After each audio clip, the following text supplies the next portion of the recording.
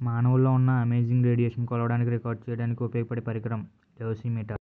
Nuclear రియాక్టర్లో న్యూట్రాన్లను గ్రహించడానికి వీటిని control రాడ్లుగా వాడతారు. బోరాన్. యురేనియంలో ఎక్కువగా ఉండే యురేనియం-50 U-235.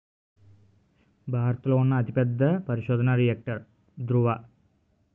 పోఖ్రాన్ల అణుపరీక్షలను కింది విధంగా పిలుస్తారు. శక్తి నిల్వల్లో భారతదేశం ఎక్కువగా ఉన్నది థోరియం. కొడాకొండలో అణు రియాక్టర్ ఈ సహకారంతో నిర్మించారు. రష్యా. 4 కిలోమీటర్ల పరిధి గల యుద్ధ ట్యాంకులను ధ్వంసం చేయగల క్షిపణి నాగ్. సూపర్సోనిక్ క్రూయిజ్ క్షిపణి బ్రహ్మోస్ భారతదేశం సహకారంతో రూపొందించింది. రష్యా. పరిజ్ఞానంతో ఉత్పత్తి చేసిన భారతదేశ యుద్ధ ట్యాంకు అర్జున.